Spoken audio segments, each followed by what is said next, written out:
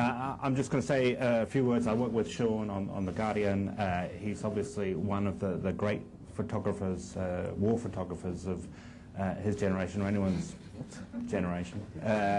And as the nature of our business has changed, he's tried to, been told, or on his own initiative, tried new things, picked up a video camera, went down to Iraq, and has just won the Royal Television Society Award for Best International News Report, which is the one we're going to see now. And so I'll be asking a few questions about it later, but Sean just introduced it. Yeah, it wasn't voluntary. I was told to pick up a video camera.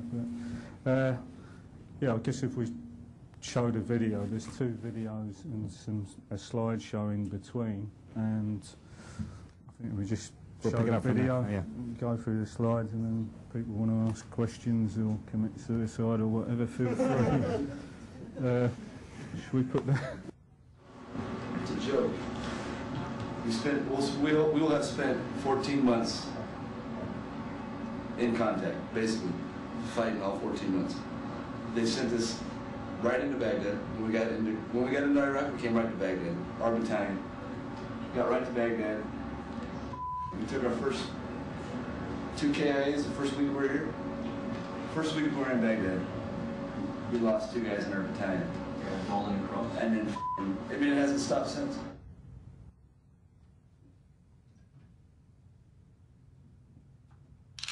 Saturday, May the 19th.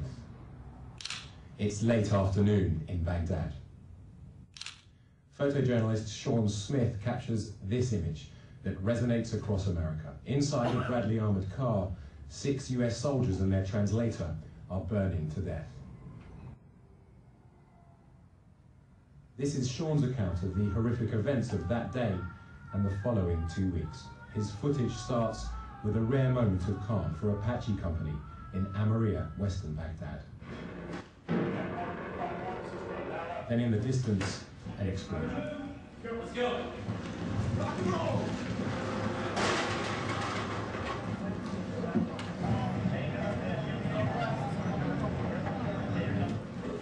This is 4th Platoon. Specialist Lake is among them. They rush out to investigate. Sean filmed the soldiers as they discover the target of the blast, the Bradley upside down and on fire. It's been blown up by a roadside bomb. But 4th Platoon are too late to help their 7 trapped colleagues. Live ammunition explodes inside the Bradley.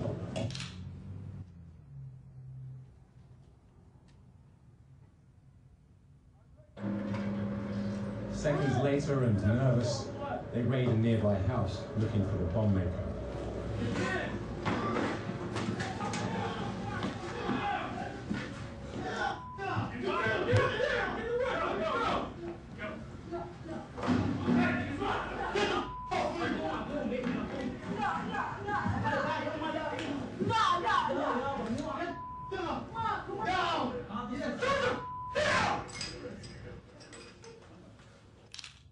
They detain several men and leave them with interrogators. The search for suspects continues. 4th Platoon are exhausted.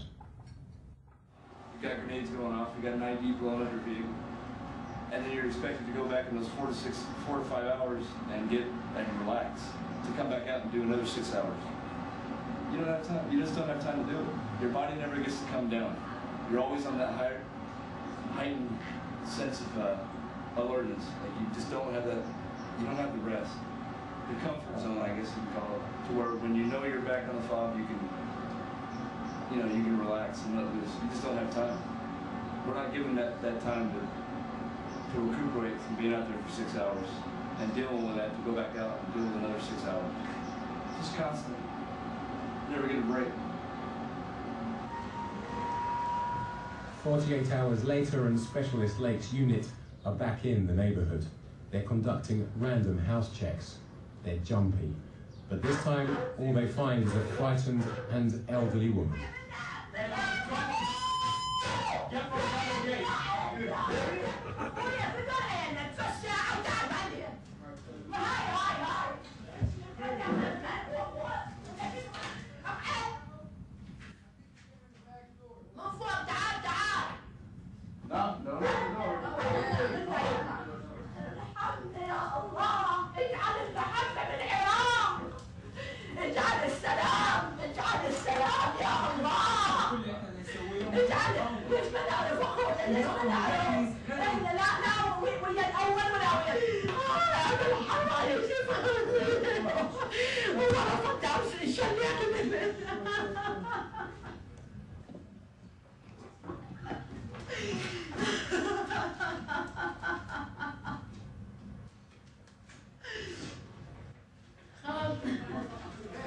4th platoon find nothing and leave. But the next morning, a new horror will visit the scene. A different Apache company patrol, by coincidence, takes cover in her home.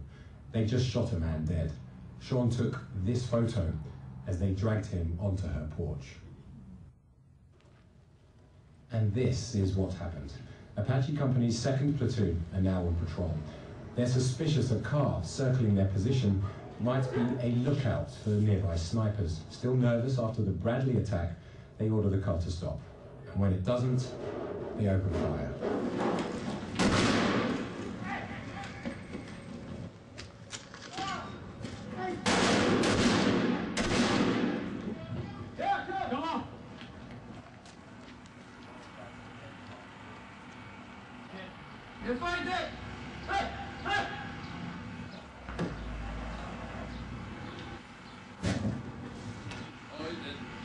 He's moving. I know. I got one in the throat. You want to work that thing? Worried they could be shot out in the road, 2nd platoon look for somewhere less exposed. They drag the driver through the nearest front yard and try to revive him. It's the old lady's house. She has no choice but to let the soldiers in again. The soldiers' attempts to keep the man alive fail. A neighbor turns up. She thinks she knows who he is. Who are they? She said, they say he's they hired that guy, and he said he's just a taxi driver. That guy gets shot.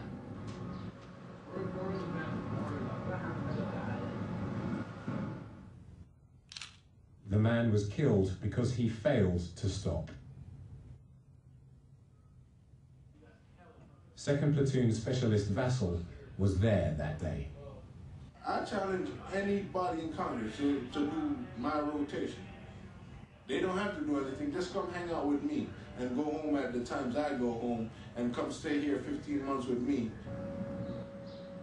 Specialist Vassal of 2nd platoon was also there when this happened.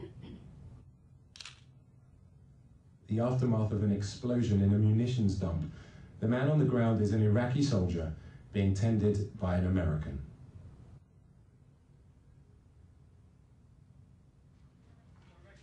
The day starts with 2nd platoon called to investigate a blast at an insurgent bomb factory. They pick their way through the rubble. Moments later, there's a secondary explosion. Chaos, debris, and flying shrapnel. Where was that? Like right in front of us. Coming in. Go.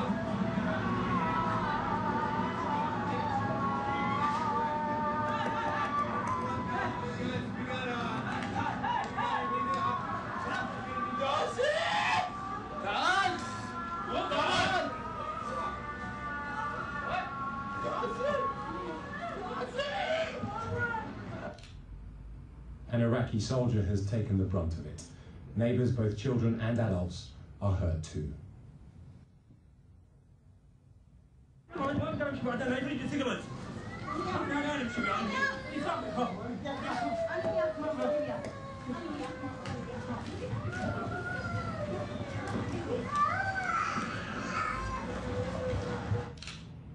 The Americans set up an emergency first aid operation.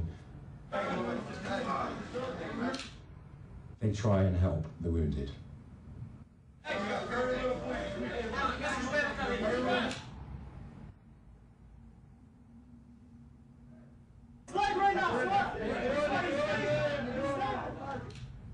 A young boy has shrapnel wounds in his face and his body.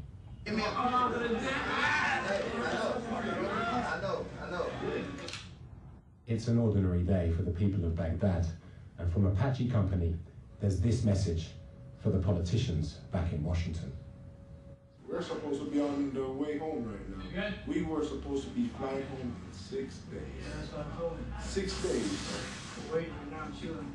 But because we have people up there in Congress with a brain of a 2-year-old who don't know what they're doing, they don't experience it. I challenge the president or whoever has us here for 15 months to ride alongside me. I'll do another 15 months if he comes out here and rides along with me every day for 15 months. I'll do 15 more months.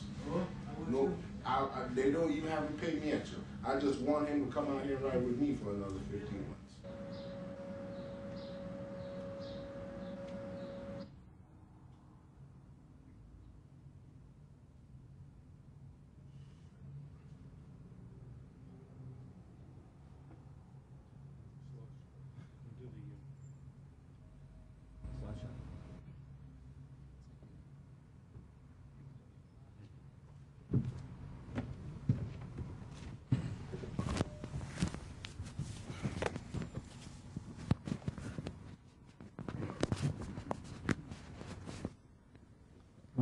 We got the two videos because that's obviously becoming part of what newspapers and publications are doing on the internet, and there's more scope for doing different things.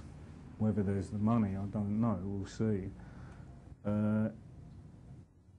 But it's not that it's a replacement for photography. I'm a photographer, I'm not a cameraman, and I never will be a proper one. And TV is always going to do stuff better than newspapers can. But there is room to do some stuff like this, but I don't think it takes away anything from photographs or writing. I think they stand alone. I mean, should we talk about the process and where your business, your profession is going in a minute? I mean, I just have a few questions about the film. Okay. I mean, how long were you with Apache Company? I was with them just over 2 weeks. I started in Anbar with the Marines and then went down to south of Baghdad to a place nicknamed the Triangle of Death, and then was quickly removed from there because there was a group of soldiers who were kidnapped, and then went with these guys. So this was sort of near the beginning of the surge. Because you say 2 weeks. I mean, I was trying to figure out whether you'd been with them for so long that they trusted you implicitly, or that they were just, having been in there 15 months, they were just past caring what they said. No, they weren't at all. I mean, there was 2 platoons I was, 2 groups I was going out with, and I'd just keep on going out with them. I didn't, I mean, it was a different approach than perhaps a writer would take. I was, you know, as you can tell, hopeless at interviewing or something, so I was very upfront with them. There was quite a bit of distrust and hostility. If they went out once, I'd go out twice, and if, you know, gradually you built up a thing. I reminded people when they were speaking, you know, on filming, and eventually it was just like a big spot and, you know, getting squeezed, and it just came tumbling out. But they were, I wasn't trying to secretly film people or catch people out, and I was doing it, and I wasn't trying to prompt them with questions, which I have to say you get a lot of flack for. You know, can you ask these questions? Why aren't you doing this? And, you know, I can see why you have to do that if you're a broadcaster. I was trying to do it as a photographer and not as a writer would do it. And, you know, you wouldn't want to look at stuff, well, perhaps you wouldn't want to look at stuff like that at all, but you certainly wouldn't want to work like that all the time. But, you know, as a newspaper, putting in stuff, you know, if there's any point in doing it, surely it's if you can do it slightly differently. So. But have there been repercussions for Apache Company, the men in Apache Company, from that? I've had emails back from some of the people. I mean, less now. I mean, they get on with their lives, and I haven't had any negative.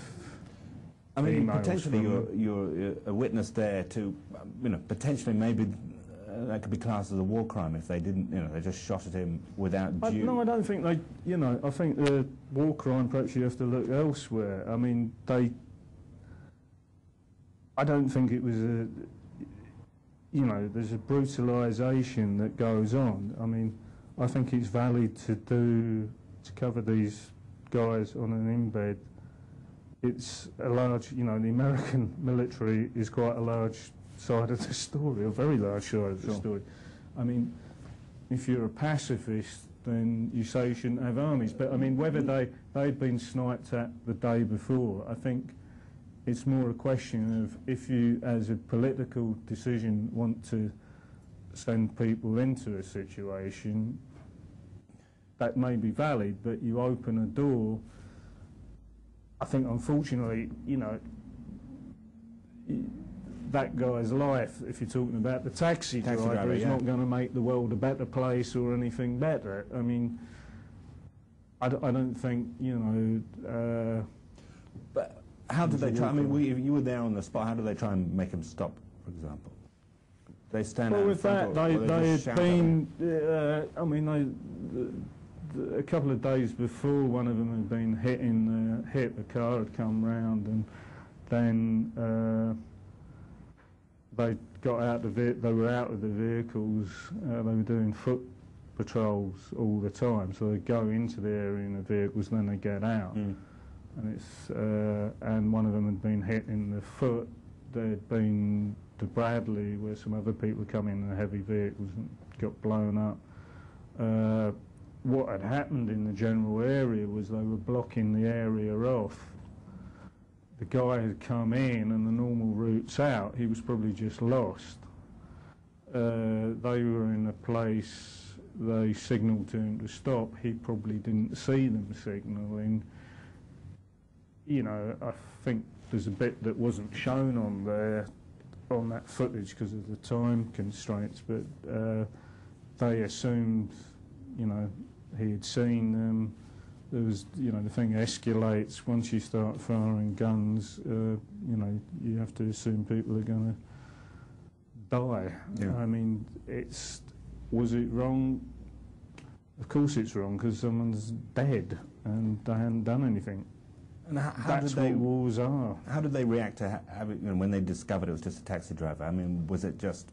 Well, they don't know that. I mean, one of the, I think, the valid reasons for something like Iraq being done by photographers or something is there are no clear answers at the end of it. You know, someone comes who may have been, when we were going through some of the translation, it wasn't as definitive as the guy working for the Americans said. So, you know, this sort of nice definitive thing of this guy was this, he lived there, you don't know, it just moves on. And so they ended up feeling, well, we don't know, this is what happens in a war. I think at that time, after 15 months, I think they were just, you know, what the fuck is this?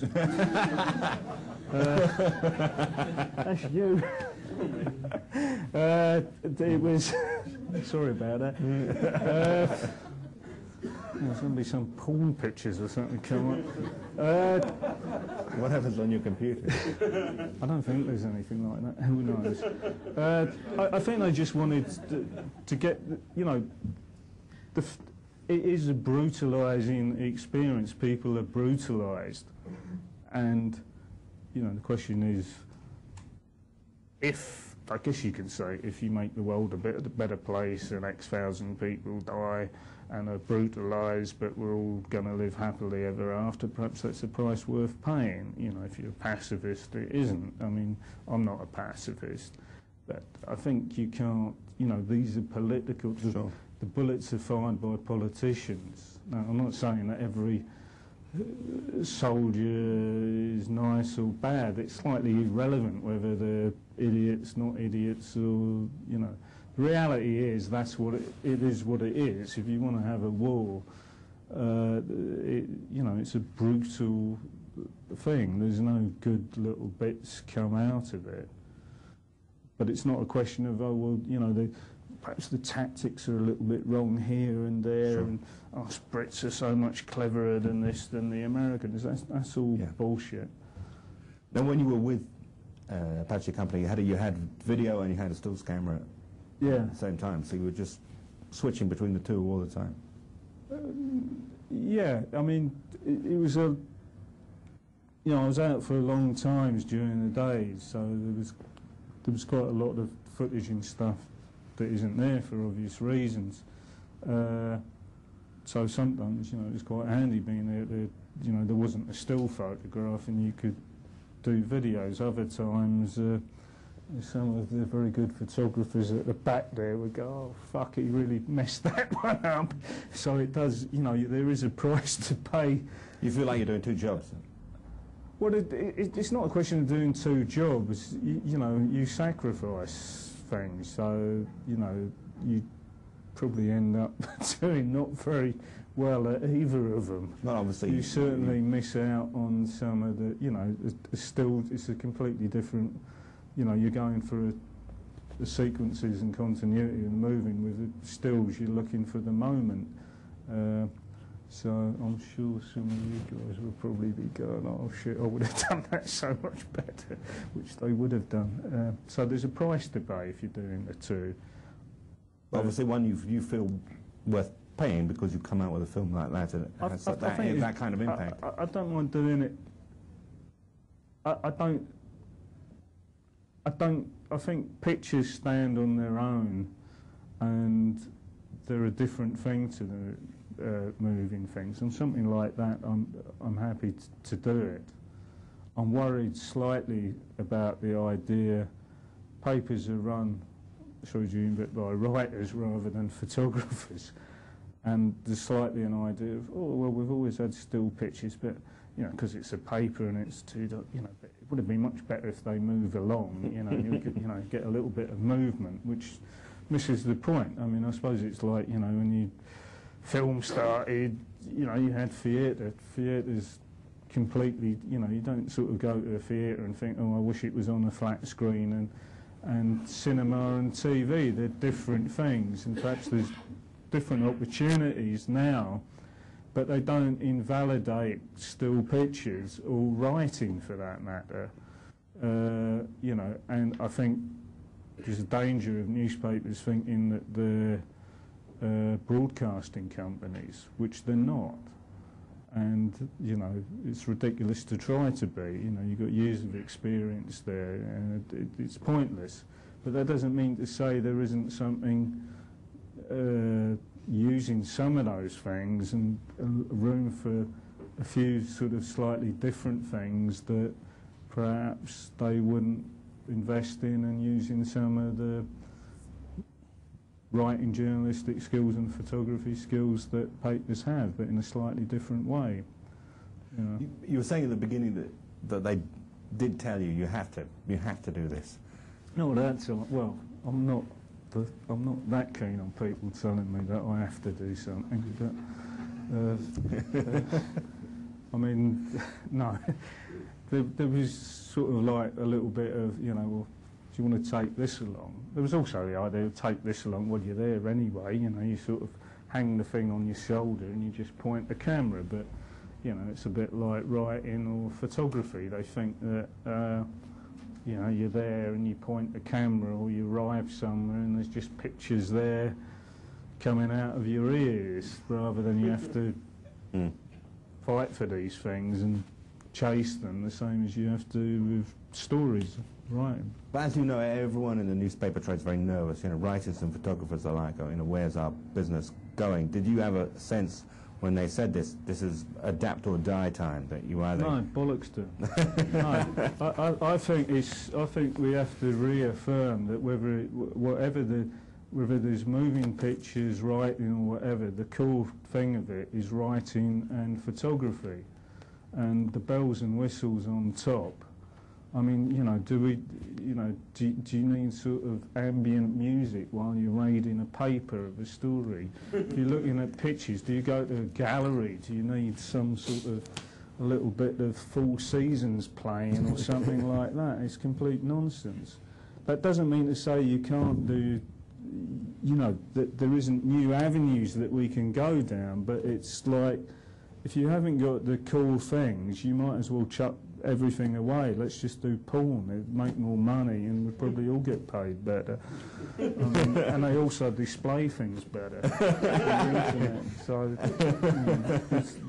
the cool thing is the same as it ever was. And You go back. Except the thing that's missing, or increasingly missing, is the audience. You know, fewer and fewer newspapers and magazines are selling. Well, perhaps if less sort of old gits like me pretending to be surfing and let's hang out in Hoxton and, you know, I mean, leave that to the people who are doing that and stop patronising them and, you know, stop saying, hey, we're more in, you know, 10 years ago, we're more Spice Girls than Spice Girls and we're into Big Brother as well, when, you know, you're actually probably doing a sort of recital at the wherever church. You know, why be embarrassed about doing recitals and wherever and being interested in that? I think if you lose an audience, it's because people think they're being patronised.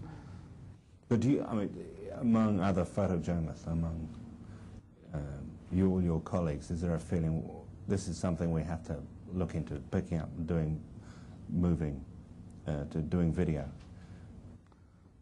We have to at least try, or are there a lot of holdouts who don't want to do it at all? I mean, yeah, I was going to do this. Oh, do you want to do the slideshow? I mean, show that they're still a useless I have to make a point. You know, I'm a member of the British Press Photographers Association, and they've been making a point since they started and since they restarted, that, you know, about the validity of pictures. I mean, there isn't something that does the same thing for writers quite, but you get enough stuff anyway. You're always getting people standing up for you. They've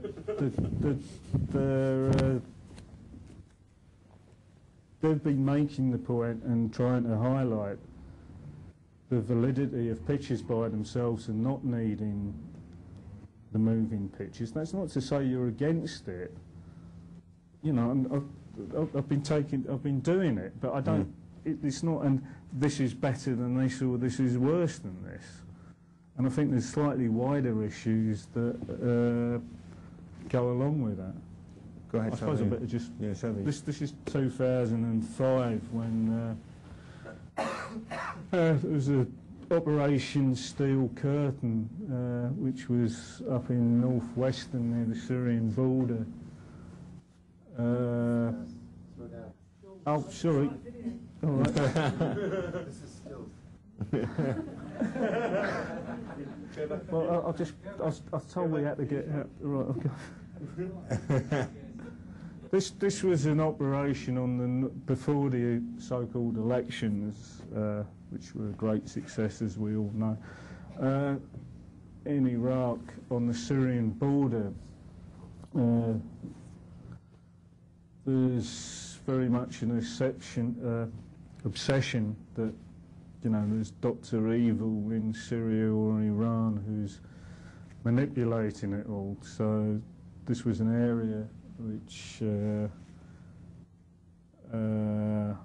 was not under the Americans' control at all, which they retook with the idea of stopping explosives and car bombs going down to Baghdad leading up to the run-up to the... What was happening in the last picture? It was a town, Hawijah, right on the border, where they just told people that they were coming, come out, and they just went through the entire house to house. So you basically have, you know, it's as old as the hills. You have a line, there's the houses, you come to the first one, and then you keep on walking and go into them. If someone shoots at them, you blow them up. Specifically the helmet and the guy looked like he was in a bit of distress. What was that? Well, I think he was sort of like a bit, you know. Which one? The Kill the Messenger? Well, yeah, kill the messenger. Kill the messenger. Well, they write this stuff on the helmets. It's a bit like sort of Heinz varieties. It's sort of picture 25C or something. You know, so they write that. I mean, they weren't. You carry what you could carry, and then walk through. And in the night, the houses were empty, so you take over a house and find your bedding there. They did 3 towns. 2 of them run into each other. This was the last one. Ubaidi, which was a modern sort of little isolated town, so a lot of the people hadn't left, and all the men were separated from the women. This was one of the fighters who had been killed. Is that Iraqi army or is it No, these are Marines, and that was an insurgent who'd been killed. This is a kid with his uncle who they were trying to separate him, and he'd lost his mother, so he didn't know they were being outside the town. It's sort of desert, and this is as they're working through. It was on a grid system, so you just come to one row and you keep going. So the next houses are sort of like the distance of this room, and then you'd meet. So this actually was a foreign fighter who had gone and hidden in the hospital, and I mean, if that was the foreign influence, he was sort of off his head on sedatives. And where was he from? Do you know? He was from Lebanon, but he was the exception. You know, I mean, the actual. This is all the people leaving the town, and they're going out into the desert, and then they're going to be in a holding area. But the battle was still going on. This was way after. And this was lists of suspects. So this was a holding pen in a camp, a battle position. This was after the main battles. They were then rounding up people from a wide area. And then we move on to 2006. And it was a little bit difficult getting access to anywhere. So there's a bit of. So this was up near Tikrit, and then further north.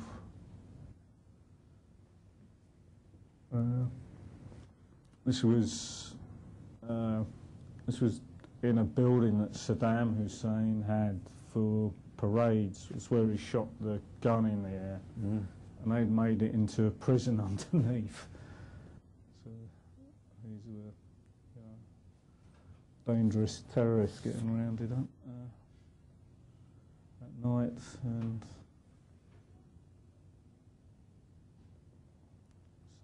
And then they had, this was a house they had on the outside of town, Hayat, which is between Mosul and Barji, and they were trying to, they basically set themselves up to be shot at, so they weren't shooting so much in the town, but so some people who they were walking along, and an IED had gone off as their patrol passed. He was quite lucky. Well, this was the early bit of, they had a joint command centre, which the idea was the Iraqi police, the Iraqi army, and then the American army would come in, and it'd be a liaison post. What tended to happen is there'd be people shooting at them from inside this joint. So this was the National Iraqi Army, National Police Force, and the Americans going there saying hi and working with them, and yet there'd be stuff getting chucked at them from within the base, and then they'd have to arrest all the police one day and then say, well, the police are shit, but the army, they're not too bad, and then a few days later, they'd arrest all the army guys and sort of say, well, the police are all right, but you know, the army are shit. Who was this guy? He was one of the. He was a relative of one of Saddam's. I've forgotten the guys. One of the deputy president or something, who still hasn't been found, and he was actually knocking off. Well, it was a relative's wife, actually. There was a little tryst going on there, but that's irrelevant. I digress. But they thought they were going to capture this guy, so they raided the extended family's house, and he was one of the guys who was picked up. So this is on the roof. They'd just been shot at, and like this was another guy who hadn't stopped driving into a convoy because he just had a hard time about 20 minutes before, and so went through the bonnet of the car to disable the car, but hit him in the thigh. So he probably would have lost his leg. And these are guys who put an IED. So this, you know, this is the very sophisticated stuff coming from Iran and intercontinental ballistic missiles. I mean, they're shells basically. You unscrew the top and wire them up like that, and then use a telephone. And they'd been spotted from the base and arrested, but so they're pretty. This was then at the end of it, after they'd arrested all the police. They then got a grenade chucked under a Humvee as they went into the Joint Command Centre, which came from the army guys. So they all got arrested. But so this was a disabled kid who was with some guys who were filming an attack on one of their posts, who got a bit of a rough time. And it's not a Ku Klux Klan meeting. Well, perhaps it is, I don't know. Here we are, Hearts and Minds. There we go. And then this is Anbar, this is the Marines. Doing a sweep. They've moved into the rural areas. I mean, one of the things with the surge in Anbar, so the Marines thing's been held up as a great success, and figures have gone down, but I mean, it's almost like a policeman on every corner, so they've had to spread out so far. And actually, during this time, they've done that south of Baghdad, and they put these towers up that go all down the road on this rural area, and then the road's closed, and they're in sight of each other. It's a bit like the French in Vietnam, with, you know, anyone who's quite American and all that, and a whole load of them got kidnapped from there.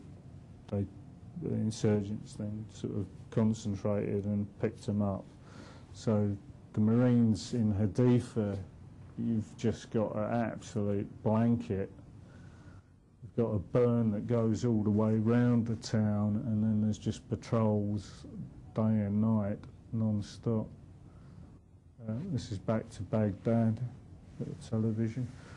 It's a bit back to Anbar, searching for weapons caches. This is Baghdad, this is in that area.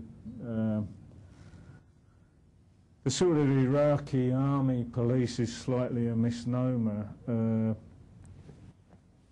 They tend to represent different factions, so in that area, which was the Sunni area, Amaria, there was bodies getting dumped around the outside. They sort of tried to half wall it off, limit the amount of access through vehicles, easy access, and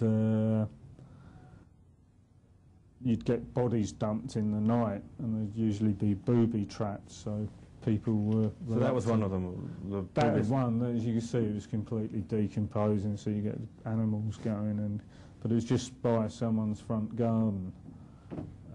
It was quite a wealthy neighbourhood. Usual, you know, you've seen all that, seen that.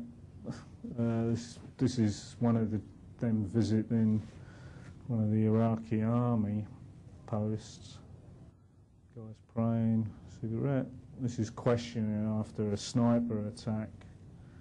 They've been sniped at from this building and then come over. The guy had gone. This was another guy who was shot up the arse on that day. Well, it's not very funny because it comes up in the chest, so they couldn't. They thought they didn't think he'd been shot because they couldn't see the wound, but he'd gone in the buttock and then up towards the lung. So I don't know whether he made it or not, running away.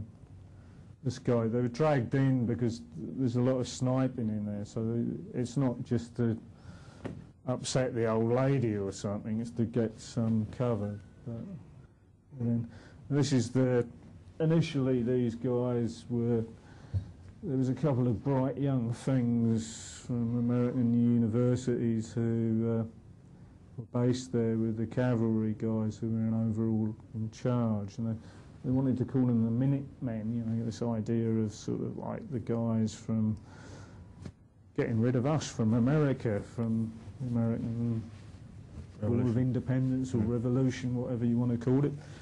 So these guys, they'd been fighting before. These are now the big thing that everyone's saying's brought down the level of fighting. So they were Sunni militias that they had been fighting 2 weeks before, but then they gave weapons to fight Al-Qaeda, whatever that is. That sort of leaves the Iraqi army and police in a slightly interesting situation as to what their position is, especially as they'd been shooting at random civilians within that area during that time. So slightly uneasy position. I mean, normally if you had a gun in that area, you would be shot if you were seen by Americans. This is the face of Al-Qaeda. You know, all of 16 years old or something, whatever Al-Qaeda is. And who was he? Was he in a local Iraqi? He was, what had happened in Hawijah, then people who were calling themselves Al-Qaeda, the other guys, they had kidnapped one of the imams. The Americans were trying to expand this thing that the Marines had started in Anbar, and were then arming one of the militias they'd been fighting against before. So on the first day you had this thing, if you wear a white band round your head, we won't shoot you. Then the other lot, everyone started wearing white bands, and then it was like, oh fuck, no, not the white bands, take them off. So they also, the name, they're called the Awakenings now. I mean, this originally came from two guys who had been working for the World Bank, who were then seconded to the American military, who were putting out these press releases, which then goes out to the agencies and then gets picked up and fed round. So you get, you know, New School Opening Gazalier, which was basically you get a contractor come in with a paintbrush and some paint, and you paint it, and then you leave, and that's a new school. So they'd come up that they were interested in playing on the things to do with the. So the name, I'm sure the actual group's name would be sort of White Hawk of the Talon something or other, not Awakenings. It's sort of something. Anyway, this was a guy who'd been hit by shrapnel in the chest. That's another guy, the Awakenings group, or as they were then called, Minutemen or something, had been hit in the chest. These were some people in the area. This was a bomb factory. We went in a bomb factory. A day later, one of these guys from the strikers lost his foot. And it was like the wheat killer and sugar thing that was used in Northern Ireland. So flying helicopters over, they kept on seeing in Baghdad this stuff drying on rooftops, and thought, you know, not a bit of a long way from the sea, and drying salt. And they were making explosives, very unstable, so there was either a secondary explosion because of sacks of this stuff, but it wasn't whatever it is from Iran or from Syria, you know, you can make this stuff. That's something I use. I mean, I actually preferred that, though. Any proper photographer can see I framed it rather badly with that guy's arse and the wall in the. But it just seemed like some. I mean, it wasn't intentional, but it just sort of seemed like some sort of religious type thing. Sort of, I don't know. Anyway, I like that one. That's the end of that. There isn't any of that, so I'll leave it back to that. We were going to just do another video because we were talking about doing the stills and the video, and it just didn't want it to seem like it was all to do with Iraq, and that maybe with the wonderful world of the internet and papers going onto that, there are possibilities of doing other stuff as well as stills. That so I don't know. We need to do that or take questions. Do you want to take some questions and maybe do the? Or do you want to do the Cuba now? I don't know. Do you think everyone's probably dying to get a drink?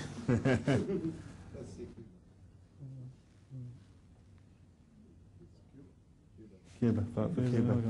Well, this is from the ridiculous to something very sensible, in my opinion. No one else will think so.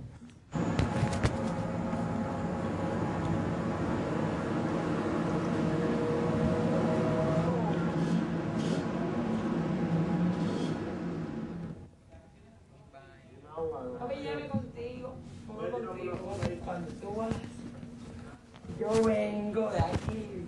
¿Cuándo tú vas? Yo. Era no la última. Tengo de madrugada hace mucho humo.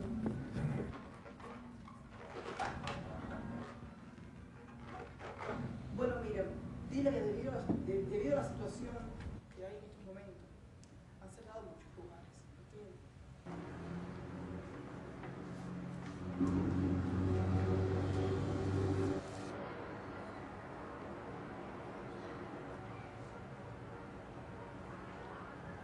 Los que van a San Martín son el guiador que ustedes fueron.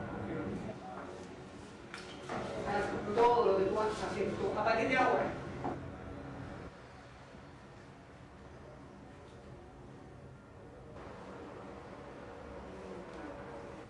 Uno no puede salir a ninguna parte porque cuando sales a algún lugar tú sabes, al momento la policía te pide carnet y forman lo que yo con quién guiarte para unidad de la policía. No puedes ir al pedado, a la zona del pedado de lo que es 23 y Malecón.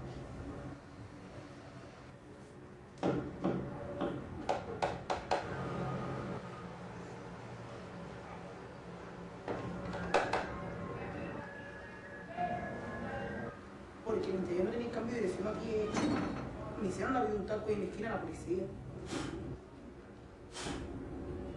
Cada vez que bajaba me pedían el calle y me decían que estaba ilegal.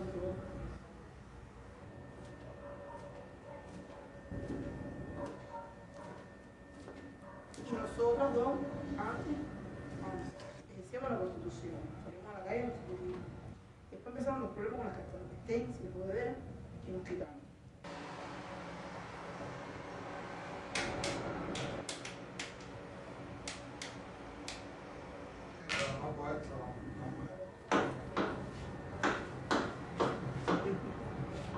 Ella se casó con un muchacho y yo me incorporé al show a trabajar.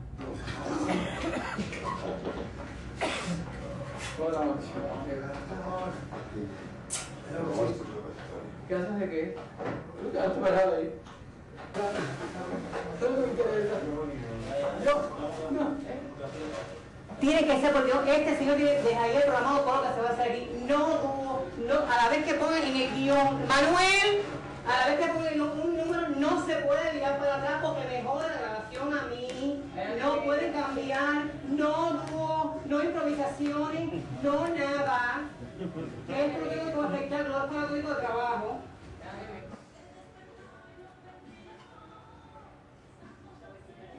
Claro, eso para qué cámara no importa.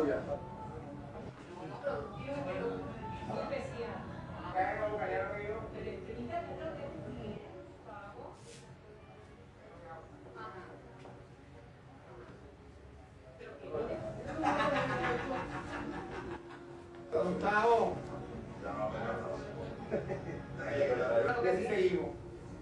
¿Qué seguimos? Las 4 vueltas. 4 vueltas. ¿Cuántas vueltas son bien? Ahí arriba. Rosario. Quedan 5 minutos. 5 minutos. No me de tropical, 5 minutos lo tiro, 5 minutos. No tiene dónde comer. Tiene que conocer los vestidos de viaje para que usted le dé comida a su casa. Cochina. Tú y la vivienda. ¿Ella también? Sí, ella tiene que llamarle. Sin escándalos voy a decirte lo que te quisiera. Cuánto te amaba. Porque no queríamos problemas, ¿entiendes? Con la policía. Ya. Y vivimos así, de show. Mi amor, mi corazón es brisa latiendo está. Me hace vibrar. Vamos a casa, hay que pagar luz, gas, agua, teléfono, comida. Y somos nosotros, lo que pasa es que nosotros vivimos como hermanas y nos ayudamos, ¿entiendes?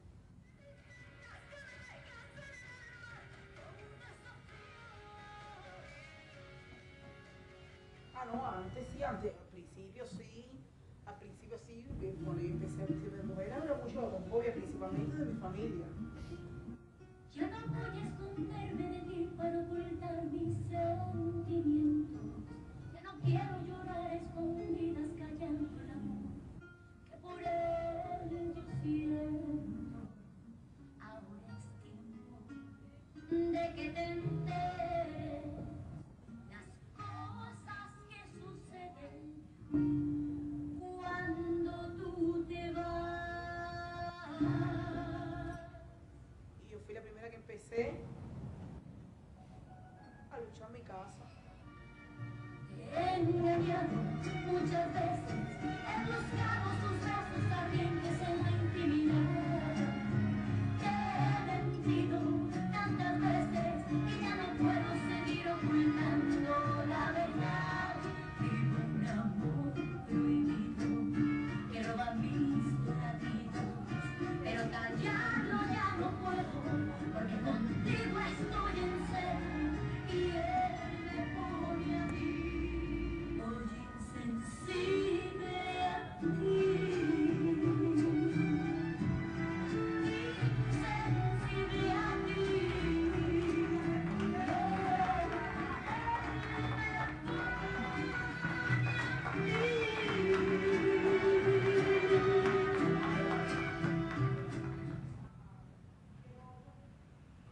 Tuve que independizarme y vivir sola para poder ejercer mi vida como tal, porque mi casa vivía muy mal, muy discriminada. Y ahora ya estoy bien, tranquila, perfecto. Mi house, so, perfecta, perfecta.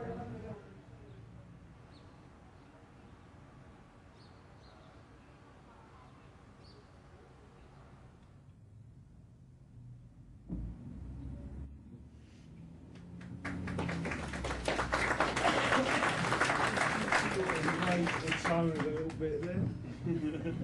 You're a filmmaker now, sure. Sorry, you are. Yeah. So do you want to Yeah. take questions?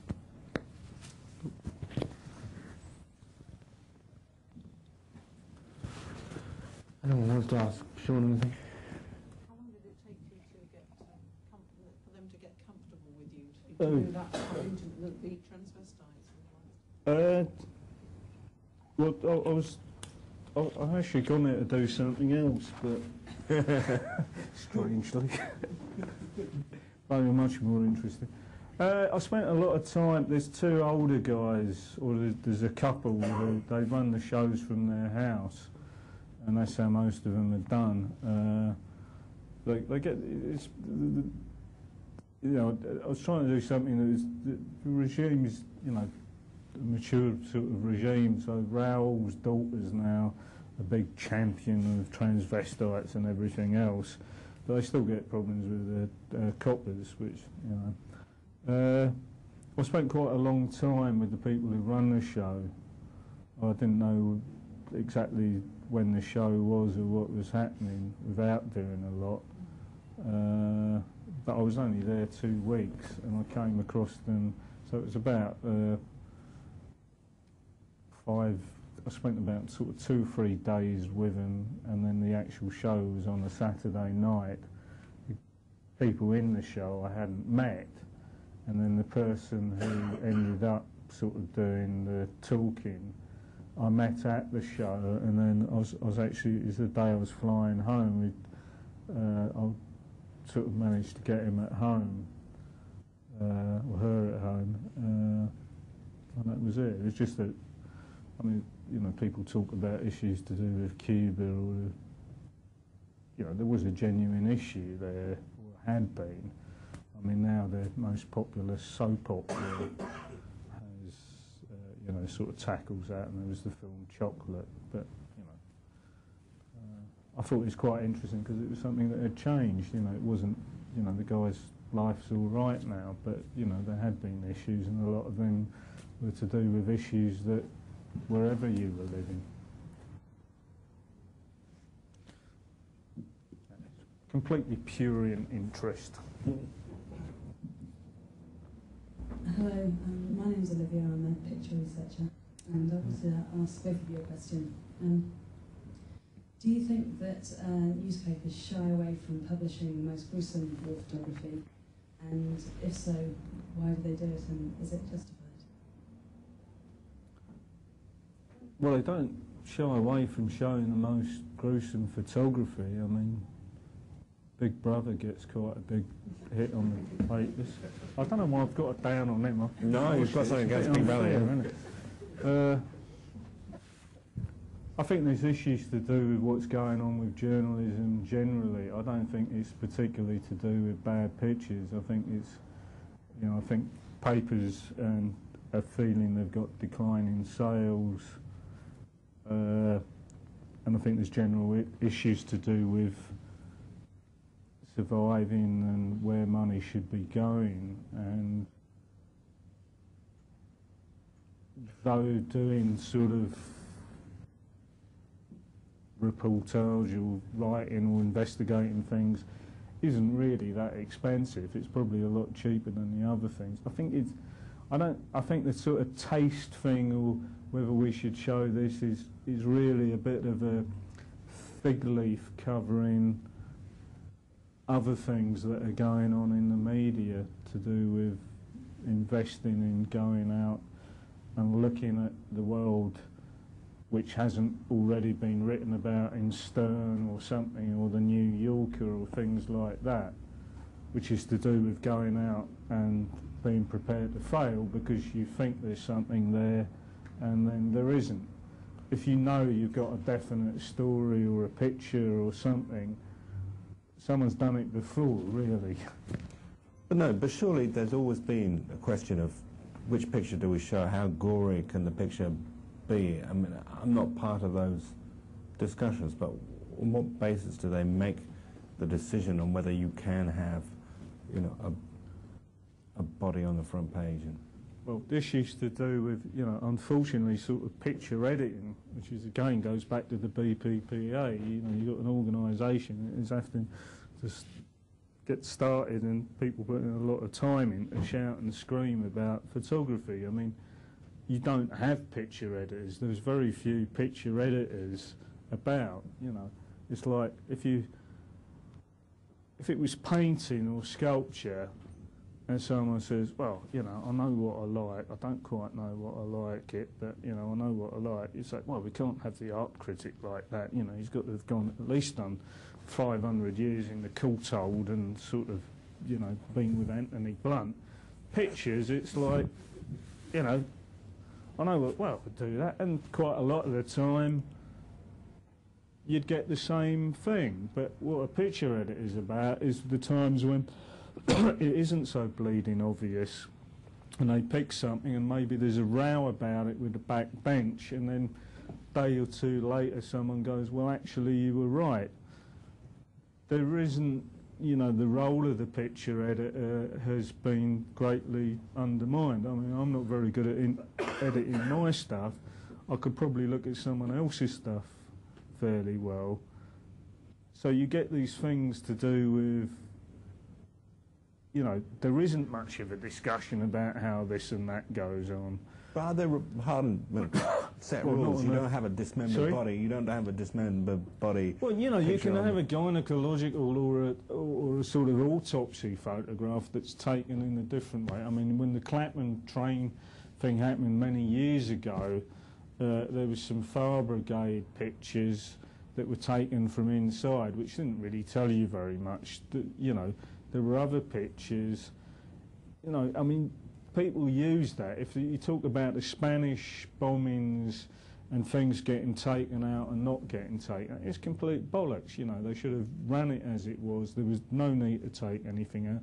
And actually, the idea of that is, the question in itself sort of slightly presupposes that photographers are going to take something that's just graphic for the sake of it. Well, if you see medical photographs that are actually explaining, you know, what the insides of someone look like, I mean, a photographer doesn't take that sort of thing. Going back to the BPPA again, a little bit of it.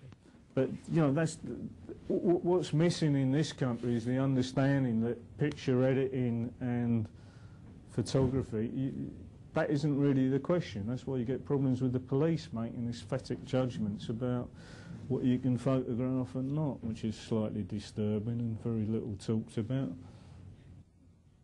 Hi, Sean. I just wanted to ask, I mean, you were described as a war photographer when we first came on. I don't see you as a war photographer. You're my main sales, everything that you do. But it seems to me these days, we're in the Frontline Club, which I think is a great place, but we have 3 types of photographers now, and I think the World Press this year is a perfect example of it. You have PAPs, war photographers and white Cuba artists, and there doesn't seem to be a lot of room for anyone else. Like your Cuba thing. Well, I'd be happy to be called a Pat, you know. Yeah, I know you would. I've been a Pat. I mean, Pats are photographers, they're not. There doesn't seem to be a lot of room in our industry for other types of work. I mean, there's not a huge amount of war photography in the papers anyway, but it is. I'm not a war photographer, I'm a photographer. Let me finish. Sure. My point is that, you know, there is no other type. Your Cuba thing, now if you wanted to go and shoot, if you asked your picture desk, say, I found out about these transvestites in Cuba, would they let you go and shoot it? Do you think? Or even, not even that, just... I think they'd probably say, Sean, you've got to stay out of peep shows and transvestite clubs and well, places my point is like that. Less and less work about the human condition is being shown, except for the very extremes, or celebrities. I think that's right. I think when Brian did that thing last year at the National Theatre, it was very interesting looking at those copies of The Independent and the pictures that were getting used, which The Guardian was using as well at that time, but sort of seeing what we've lost a bit. I think that, you know, one of the issues is to do with picture editing. There is an idea, everyone, you know, I know what I like, and I don't quite know why I like it, which if you were dealing with the white Q people, they'd say, my God, darling, you know, you couldn't possibly, you know. And well, what are white Q people? It's the Brit artist, the Jacobs and I don't know, someone else. The Joplin, what's it, some Etonian bloke who runs the gallery. God, I'm going to get slaughtered on this. For the modern art photography. Okay. Modern art photography. I mean, there's not, you know, there's room for all of that, but the point is the press photography and photography for newspapers in this country is not seen as it's just seen as someone goes out and they have a camera around their neck, and if they're there, the picture just happens automatically by itself, which it doesn't. I mean, it's not the greatest thing in the world, it's not the worst thing in the world, but it's certainly the most undervalued at the moment. How's the shift to tabloid and with us the Berliner? How's the shift to tabloid and in our case to the Berliner affected what you do? That's not really the issue. The issues were there before. It's to do with an attitude to do with photography and an attitude towards pictures telling a story. You know, the same as now with you've got exactly the same things coming up with video, where you need more and more voiceover to state the bleeding obvious, rather than, you know, there's someone on the ground. Well, it's a, you know, you can see that. You don't perhaps need someone to say it. So it's you know, there's a lack of, I think, on the continent you get it a little bit more, but generally I think pictures as a way you can make a valid point, you can make a journalistic point, and you don't necessarily have to have a beginning and an end. So going back to what the hell is this? Going back to what I said earlier,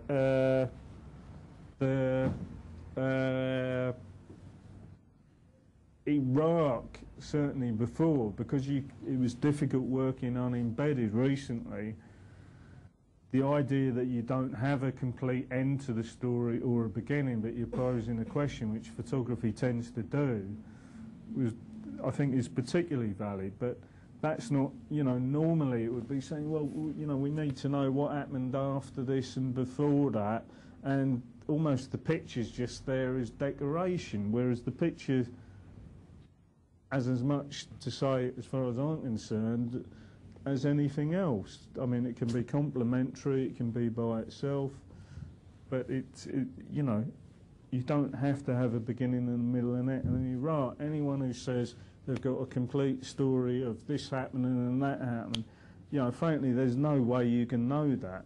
There's absolutely no way.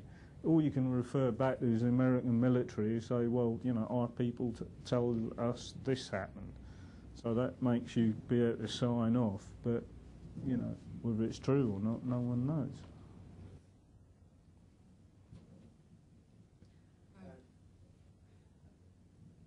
I'll go first. Hey, Sean, well done for your award and everything. I just wanted to ask you who edited your films, and if it wasn't you,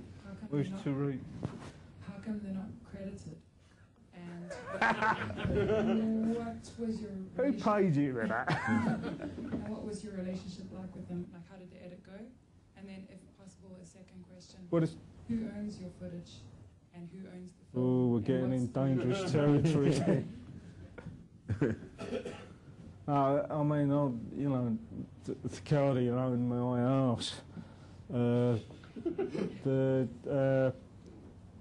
The one that we do with Channel 4, the Cuba one was me and a guy called Guy Grandjohn from The Guardian, who we put it together. This one was, the Iraq one was with Theresa Smith, and then you got Channel 4 coming. So you start off with one idea. It was going to be a longer thing because there was Channel 4 have a very absolute top limit of amount of time they can do with something. So originally wanted to do it encompassing a sort of degeneration going from the provinces and what was supposed to be the model for the surge, and then ending up in Baghdad. That wasn't possible at all. So, you know, it's a collaborative effort. Why they aren't on that? Because these are run off at The Guardian about yesterday afternoon, and aren't they? I don't know. I think some of them. The Cuban one's not on the website. Cuban one's not. The Cuban one's not been up anywhere. The Iraq one, it's like there's ABC put it in America, so they've got their stuff on it. Channel 4 have their stuff on it. By the time it gets to The Guardian, I don't know. You know, I mean, I was there during the edit, all through the edit, so there was certain. Once it became, it had to be Baghdad, and that was just going to be one chunk. I mean, it's not handing over rushes, which is one of the good things about it coming through Guardian Films. And I know Theresa wouldn't have sort of done that anyway, but So no, it's not. You know, you haven't got complete control over it, but you got some. There's otherwise you just walk. Sean, just a question. At the beginning, you said you were almost forced to take a video camera along with you, and you did a great job with the video camera. But what made you choose when you went to Cuba to not photograph? I did. You did. Why didn't we see that? Because I think for some reason I don't know. The painter can be slightly sort of like puritanical. So I don't understand the problem. I thought it was a best class of people I've met for a long time and sort of very life affirming, and for some reason they seem to have a slight problem with it. Well, the paper didn't run the stills, you say? Stills weren't run, no. There's sort of some I thought they thought there was too many nipples shown or something, I don't know. What were you overall? I've got nipples. Sorry? What were you happy with in Cuba? Was it the film or the stills that? There was originally going to be two, so there's one about some people playing basketball. It was just a neighbourhood, so it was a cross-section of people. So one was a radiographer, one was very poor.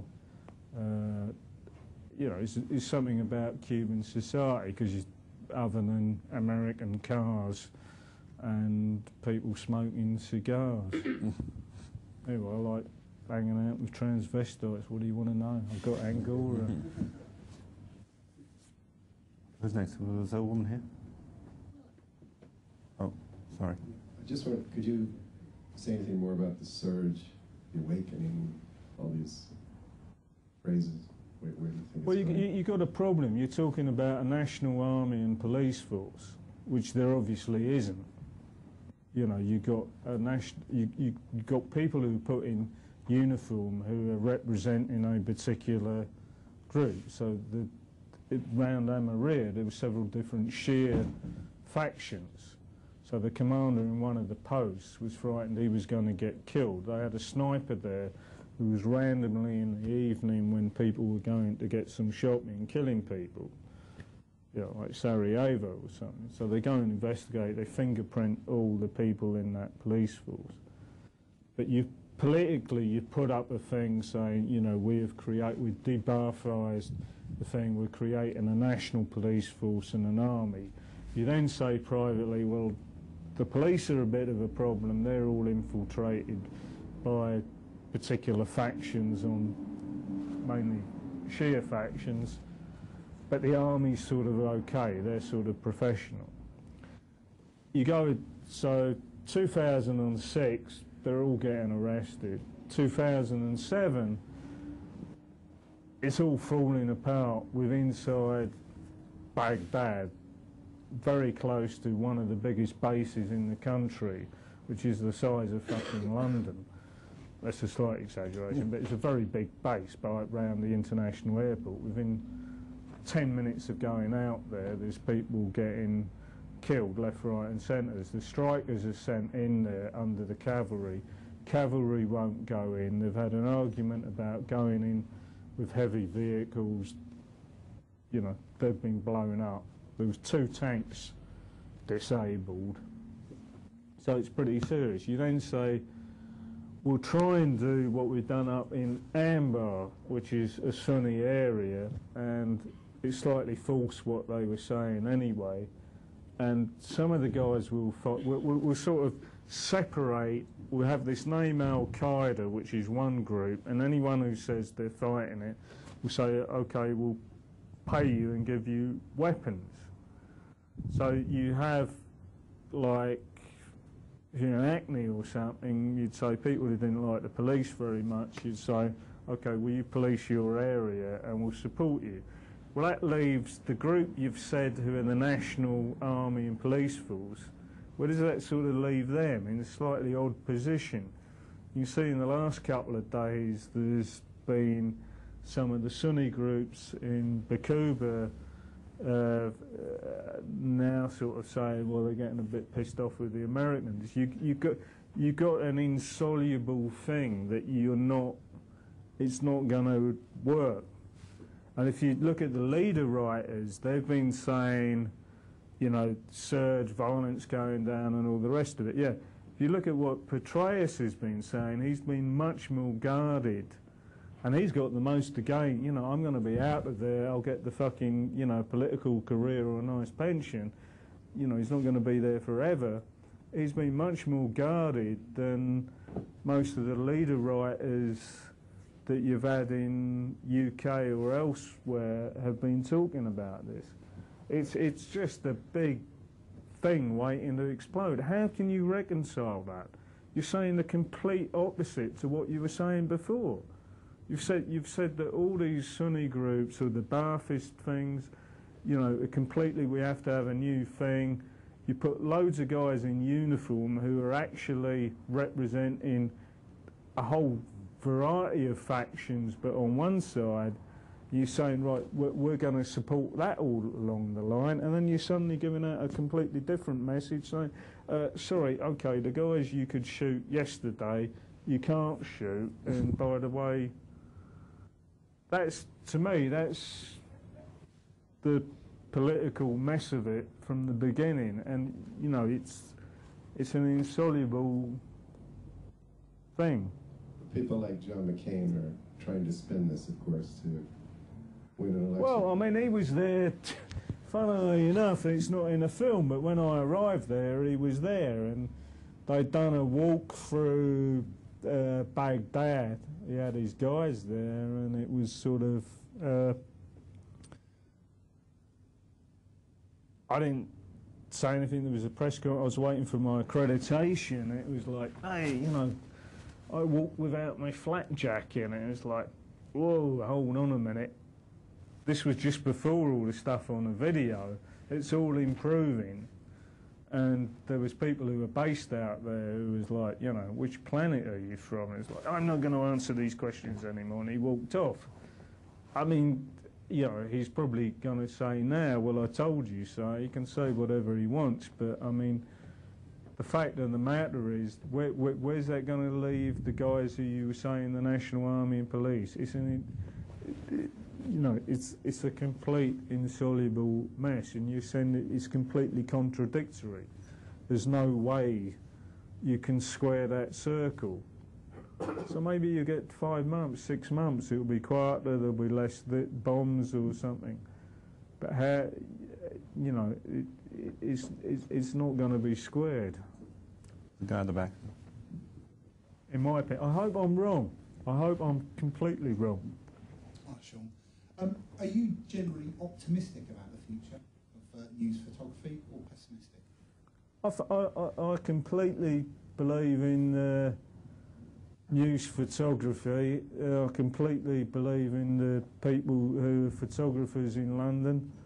I think we just got a few, you know, there's a few doors to kick in, but I mean, again, you know, I think that's why everyone should be supporting their BP, you know.